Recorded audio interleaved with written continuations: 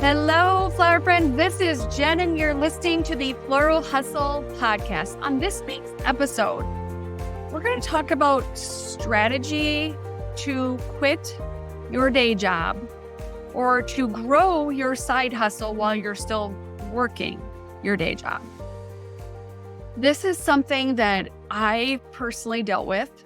I worked in corporate for 10 years.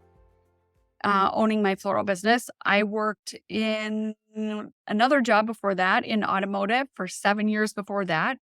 And for 5 of those years, I had my floral business. And so it is possible to grow a business and still have your job. Some things make it tricky. So let's talk about those things that make it tricky. For one, getting flowers.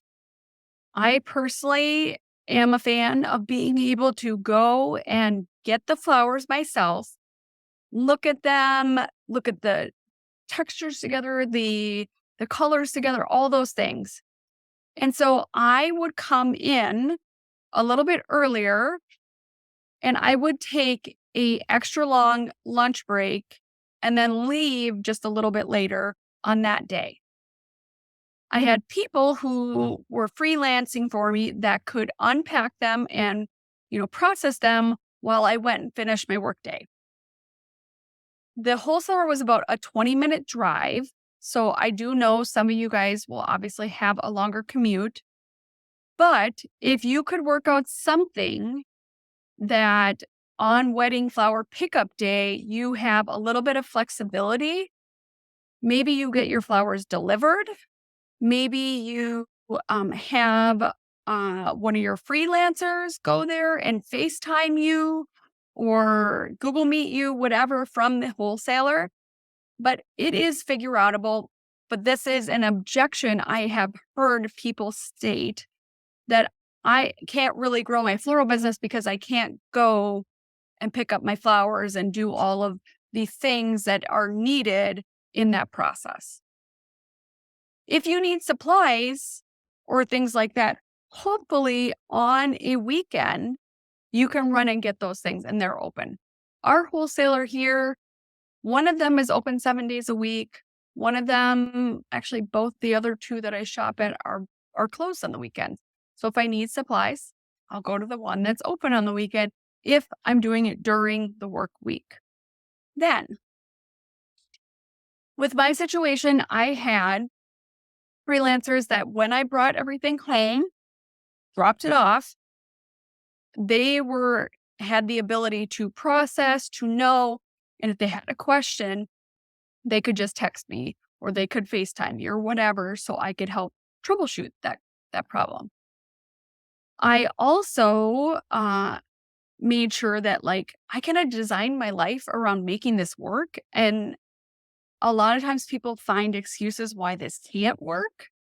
And if you just look at it creatively, when I bought a house literally 3 minutes away from my employer that I worked for a long time. So it made sense to be in close proximity. If you work from home, that gives you even more flexibility as long as your employer understands maybe you started an hour earlier because you need to do that. My husband's job has a limited vacation, so he should have the flexibility to run and do something if he needed to. So clarifying if you can even take that extra time, how could you take that extra time, and getting just a little creative. Then from there, consultations. I've also had problems or heard people have problems with, people want to meet during the day and I'm at work. You can make an appointment schedule that maybe one day a week, your lunch break, you were doing a 45-minute consult. And so you have 15 minutes, in the front or back or half and half, and then that 45-minute consult so that you have that covered over lunch. You can have a Calendly link that sends that, and that one day is what is available on your calendar. Then, if they're being inflexible out of that, it's not your couple. It's not for you. So if they can't respect your schedule, and even you saying, I'm sorry, but I work full time, so I have one day during my lunch break that I dedicate to, very cut and dry. But if you want to keep going in this, that is one thing. But let's just say that you want an exit strategy. You want to be able to leave your corporate job, your day job, whatever it is. I'd love for you to step back because I actually did this when I made this decision. When I was working in corporate, I was in the mid six figures from a salary perspective. And leaving that obviously felt terrifying. And then having, people like, what are you doing? Like, just, I felt like there was doubt in the air. I felt like I was being questioned, like that I had good decision making ability. And I was very pregnant. I was 8 months pregnant when I left my corporate job. And so that all kind of just fell together with like, I'm having another baby. I'm almost 40. Give me a fucking break. But everything came into alignment because I had outgrown doing that job. I had outgrown that company. I had outgrown, like, the owner was in retirement and I couldn't really stand the new CEO very well. He was just like not the owner's morals, fundamentals, and it just didn't feel good anymore. And so making that change, I needed to go, okay, I started going, I want to put a monetary value on some of the things that I'm going to gain in this process. My time with my son being uninterrupted instead of, I literally, since I was leading a huge department, I didn't really get to take a maternity leave. I was back to working very, very part-time at 2 weeks. And then my hours went up at 4 weeks. My hours went up a little bit more at 6 weeks, at 8 weeks. And that, I felt like I missed out so much with her. And so I was putting like a value on that chunk, like that I actually get to enjoy my daughter and enjoy having a new baby. And luckily, I gave myself that space because then Bodhi had severe tongue and lip tie, and I was in occupational therapist. I was in mouth specialist. It was a different set of work, figuring that out. So I'm glad that I had that space now. I don't know how I would have handled if work was a full-time corporate job was also in the mix. Then not having to get up at 7 o'clock. Like, I put a value on that. Being able to take a walk with my husband, put a value on that. Being able to go work out. You just like, I really figured out, okay, living this new lifestyle of freedom, what is the value of that? And what is the value of me not having to have childcare expenses? So then I researched, okay, what are childcare expenses? Okay, they're $385 to $450 a week. Okay, so I would have to pay this if I was working full time. So I am cross balancing my decrease in pay to offset some of those expenses that we would have incurred. Then I look at, okay, let's just say after all of that, I'm going to put an expectation that I want to make $100,000, let's just say. So then I need to work backwards into what do I need to do to make $100,000? And that's easier said than done, because if you are just starting out, getting to 100,000, and this is paying yourself 100,000, not just getting yourself $100,000 and then having to take all your expenses out of. So your gross revenue is your revenue before you've deducted anything. Your net is what is left after all your profit. So then, how do you get to $100,000 net? I had to look at, okay, I am doing this much weddings right now. I am doing about this in a 40%, 50%, whatever your percentage is normally my costs and flowers and paying freelancers. So let's just say I'm doing a $10,000 wedding, and with all my expenses, I'm making $6,000, whatever your math is. So if I want to get to paying myself $100,000, I would need to, let's just say we're at 50% profit margin. I would need to be around $150,000 in sales to be able to have a net income of 100. If I want to make 50 and I'm at a 80% profit margin, which would be so stellar and amazing, then I can adjust my numbers accordingly. But then when I'm looking, I want to pay myself $100,000. And this is something that, especially somebody that's just got a paycheck and hasn't really looked at all of the things because you're just getting this net paycheck. You have to then pay, as somebody who is self-employed, Social Security, Medicare if you're in the United States, workman's comp, and unemployment insurance. So if you don't have that kind of figure wrapped in your brain of like what that's going to cost, right now is a great time to do a little research and figure out, okay, if I did this and I'm paying myself this much, how much are these additional things? Because you don't have a company helping you pay for those like you did when you have a W-2. Those are going to be you. And if you're in a different country, those expenses you need to look into. If you have maybe a higher sales tax, or maybe you have a higher business tax, or if you pay yourself $100,000 versus $80,000, maybe your tax bracket changes so that you went from 25% tax rate to 28 by going up an additional $1,000. Well, having especially an accountant that can look at that and go, that's really interesting. And my tax person that I've had, she kind of specializes in complicated taxes. We had one year that I had the same tax person since I was in my early 20s.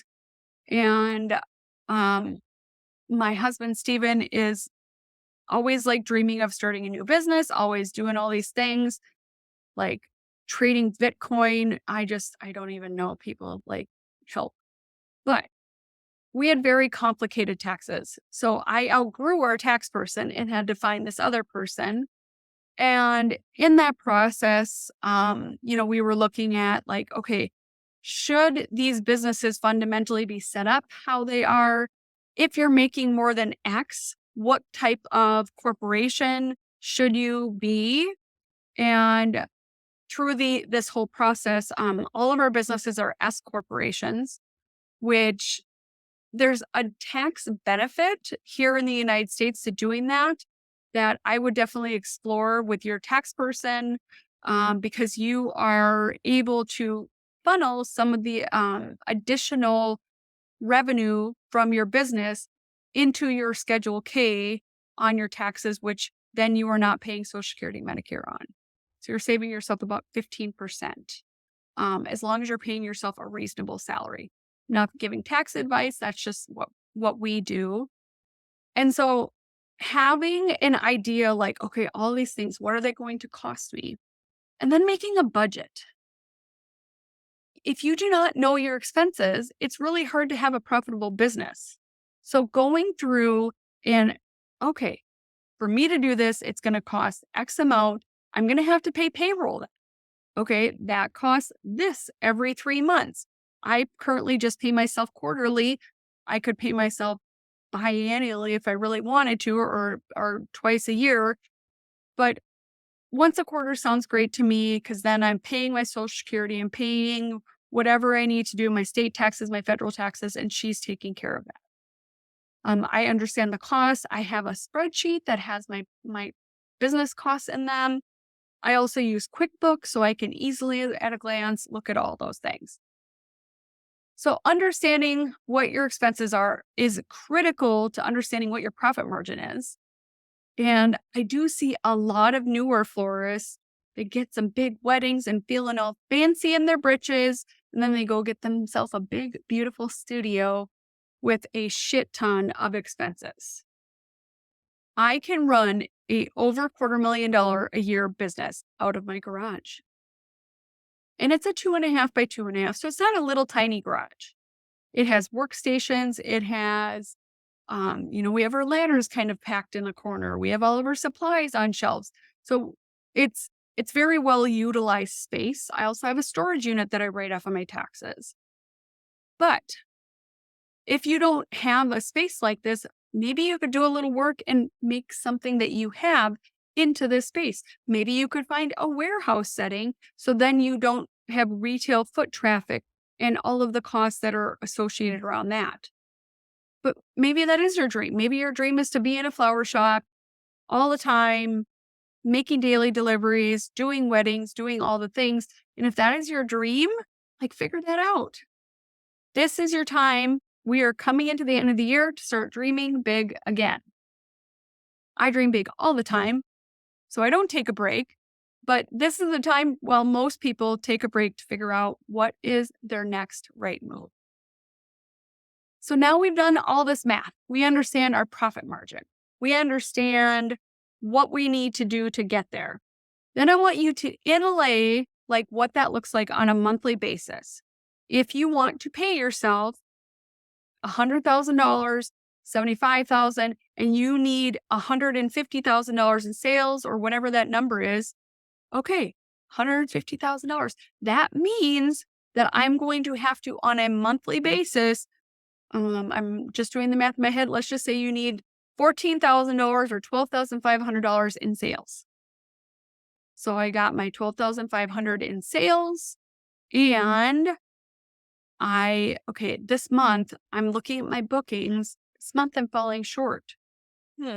Okay, but this month I have some extra. So what is my average? So go inlay in everything that you currently have. And so you can kind of see at a snapshot right now, this is my expected revenue next year if everything stayed the same. And of course, this is making sure that you have clauses that, somebody isn't shrinking a $10,000 wedding down to a $5,000 wedding and things like that. But if you go backwards into this should be a really easy way for you to get an idea of what next year looks like already.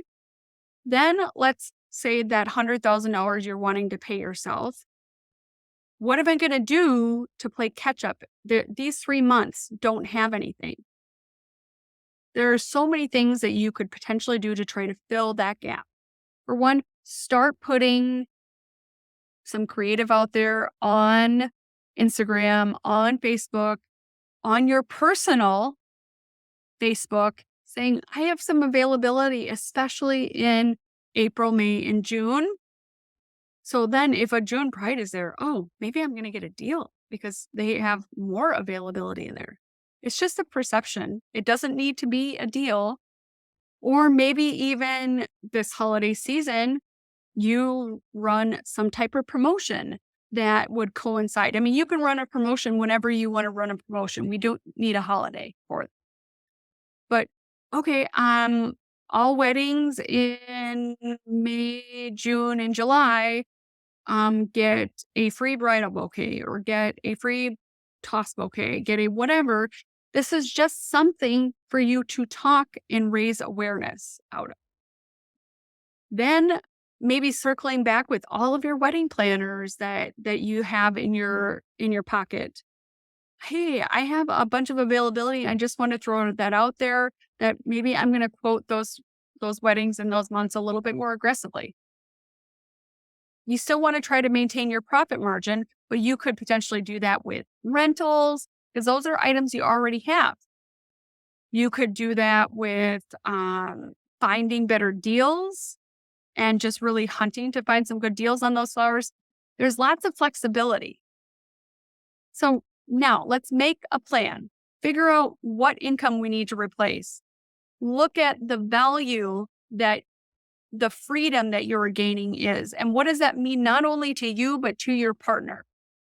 Then from there, let's figure out like what we're actually talking about from an expense standpoint. Most florists don't know their numbers.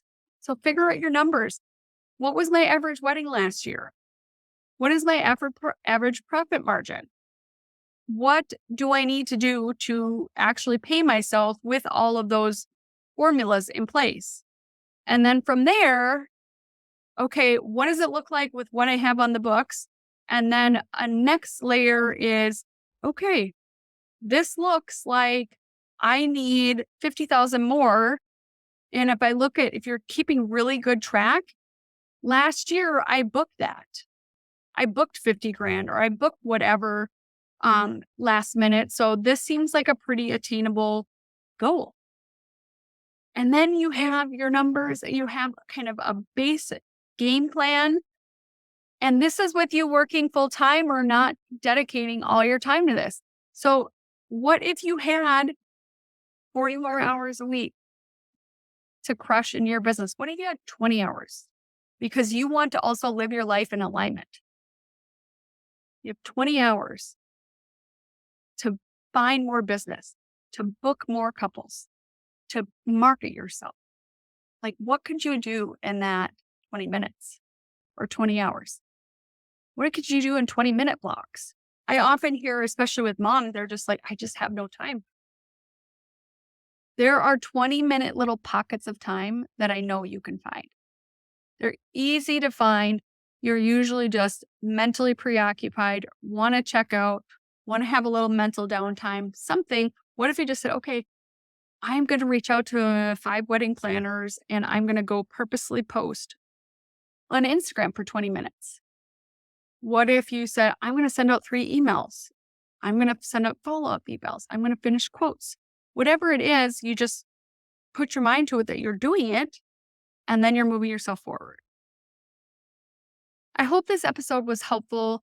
I hope if you really want to transition out of your day job into this being your full time, I really hope that you feel so empowered to do so because there is so much greatness. And I truly believe that you can make that happen. Thank you so much for listening, Flower Friend, and you have an amazing flower-filled week.